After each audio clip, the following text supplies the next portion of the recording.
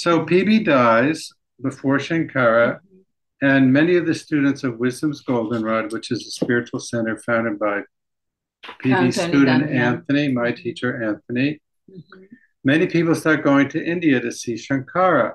And Shankara lived 13 years more. So someone asked, and why he accepted the students of Anthony to visit right, him? why does he accept all these sahibs from New York? Yeah, why? So Shankara says, because Anthony taught his students to reverence the higher teachings and not the personality of the teacher. So this is like a huge endorsement of Anthony, that the Shankara says he taught his students the higher teachings and to reverence the teachings and not the personality of the teacher. Plato said, don't confuse the finger pointing at the moon with the moon. Yeah. So the teacher is the finger pointing at the moon. Yeah. But you respect and revere the teacher for showing you the moon, but the teacher is not the moon. Yeah, and his interviews. So even that was thousands of people, right, walked by the Shankara and got his blessing, and the Shankaracharya actually gave interviews and spoke and to the students. Sometimes hours of interview, correct, or minutes? A few minutes to several hours. Yeah. So the notebooks. At that time, the notebooks of Paul Brunton were being published one by the students of Wisdom's Goldenrod. So whenever someone went to see him, they would bring the next because book. the notebook was posthumous. And PB trained two students from Wisdom's Goldenrod, Paul Cash and Tim Smith, to be the editors of the notebooks. And the students of Wisdom's Goldenrod helped prepare the notebooks. And when a book was published, someone would bring it to Shankara. And so, what did he say? So he said to one of our friends tells a story.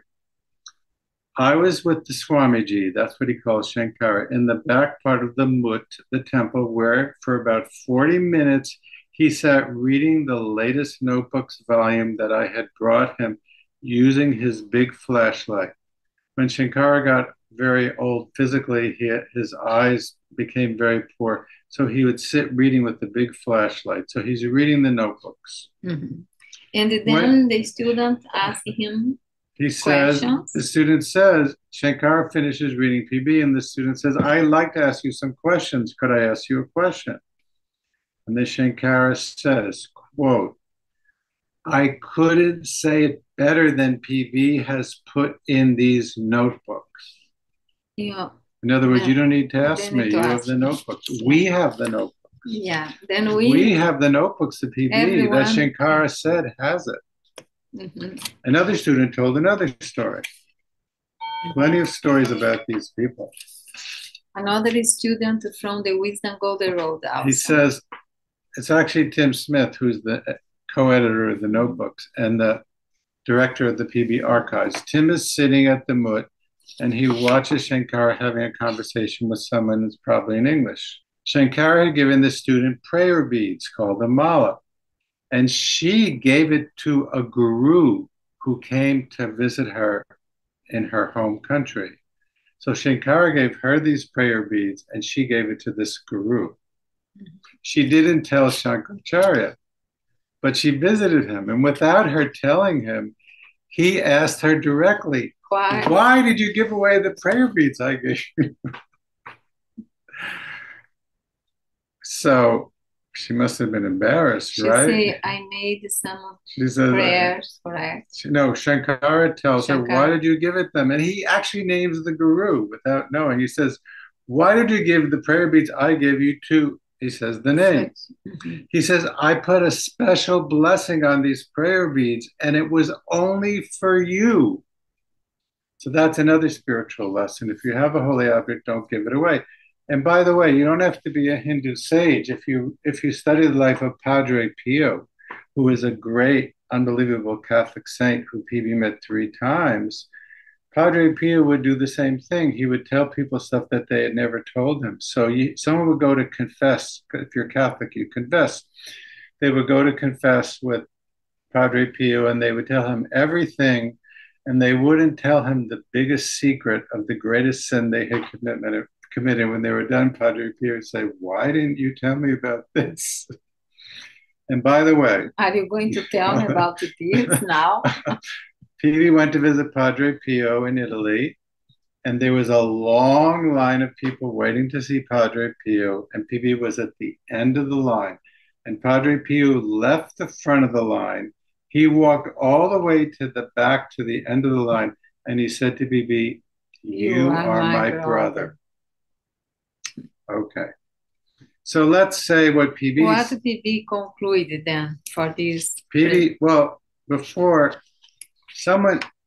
Shankaracharya says something to someone about PB. Oh, yeah. So PB writes about this. He says, His Holiness Sri Shankaracharya of Kamakoti Pitam Temple and Monastery at Kanchi Puram, that's the full name, said in a private conversation with the visitor that PB is established. So PB says whenever Shankaracharya uses this term, he means it in the Advaitic sense of being established in non-duality.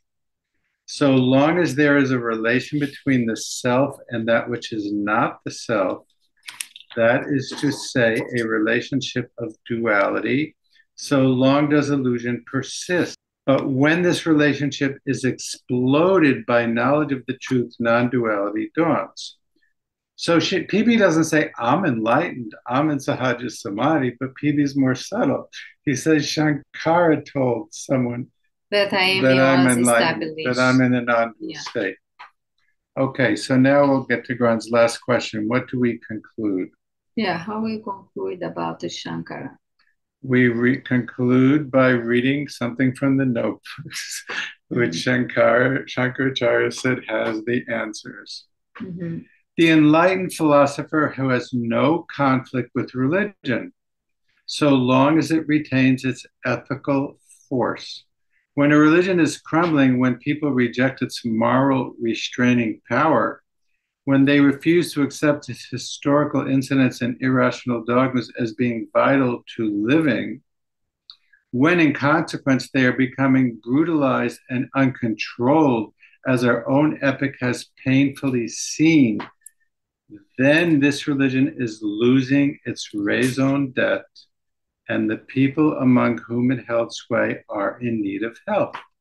So then the Dalai Lama comes, then Shankaracharya comes, then Anandamaya comes to give the help. Then Christ came when Judaism was in a period of decay. The mass, continuing PB says, the mass of the common people now mentally dwell outside any church and are consequently outside of its disciplinary moral influence. They cannot be left to perish unguided when religion becomes just a means of duping simple minds in the interest of ruling or wealthy classes. Whoa. So PB, Tigardin is like this too. They're not like, talk about social justice, but they remind us that the system we live in is unjust and we're being brainwashed by the ruling classes to be controlled. So PB says, when religion becomes just a means of duping simple minds in the interest of the ruling or wealthy classes and is no longer an ethical force, this puts the whole of society in danger, and such a religion will inevitably fail. And now I'll add my own words, unless someone like Shankaracharya comes to redeem it. So that was PB's conclusion about Shankaracharya.